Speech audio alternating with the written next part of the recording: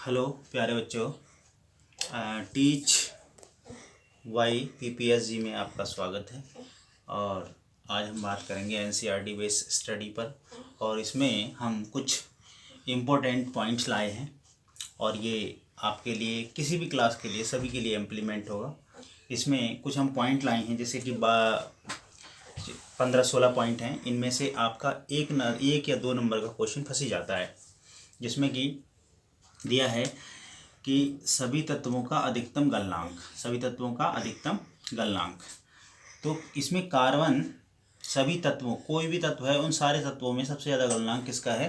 Carbon का। Carbon का अपर रूप होता है डायमंड। और डायमंड में जो होता है लगभग 3750 से 3725 इसका जो होता है वो मेल्टिंग पॉइंट होता है, ठीक है, डिग्री सेल्सियस में बहुत ज़्यादा हार्ड होता है, ठीक है। उसी प्रकार से दूसरे पॉइंट में हम बताना चाह रहे हैं आपको कि सभी तत्वों का जो अधिकतम आयनन ऊर्जा सबसे अधिकतम किसकी है? हीलियम की है। उसके बाद सभी तत्वों में इलेक्ट्रॉन बंधुता यानी कि इलेक्ट्रॉन एफिनिटी जो होती है वो क्लोरीन की होती है। उसके बाद हमारा चौथा बिंदु है कि विद्युत ऋणात्मकता, और विद्युत ऋणात्मकता होती है सबसे ज़्यादा फ्लोरीन की, यानी कि एफ की, फ्लोरीन की होती है। उसके बाद पांचवा बिंदु है हमारा परमाणु आयतन सीजियम का होता है सबसे ज़्यादा।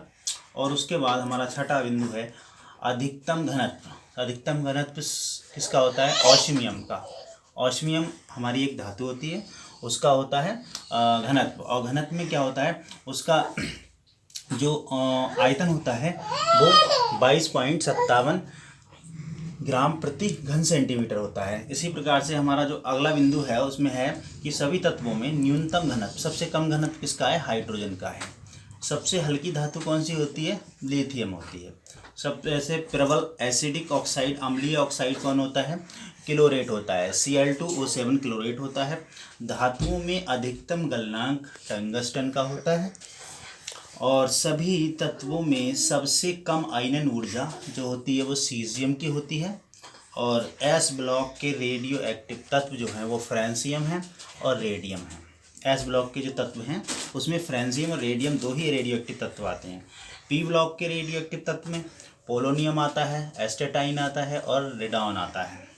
द्रव रेडियो एक्टिव तत्व में हमारा फ्रांसियम Fr आता है, यानी कि द्रव में लिक्विड। अगर कोई पूछे कि रेडियो एक्टिव में लिक्विड कौन सा है तो फ्रांसियम लिक्विड है। पृथ्वी पर सबसे कम पाई जाने वाली धातु कौन सी है? एस्टेटाइन है। कौन है? एस्टेटाइन। और सबसे विषैली जो धातु है वो है Pu यानी प्लूटोनियम, विषैली है। अगर वो पूछ ले कि कोई ऐसी धातु है जो लिक्विड फॉर्म में होती है तो वो होती है आपकी Hg होती है। वो मेटल होती है जो कि लिक्विड फॉर्म में होती है नॉर्मल टेम्परेचर पर, NTP पर, तो ये मेटल हो जाती है आपकी। और अगर बात करें नॉन मेटल पे, किस पर? नॉन मेटल पे, तो जो ब्रोमीन होती है वो नॉन मेटल होती है हमारी, नॉन मेटल होती है। और ये नॉन मेटल क्या होती है? ये भी लिक्विड फॉर्म में होती है।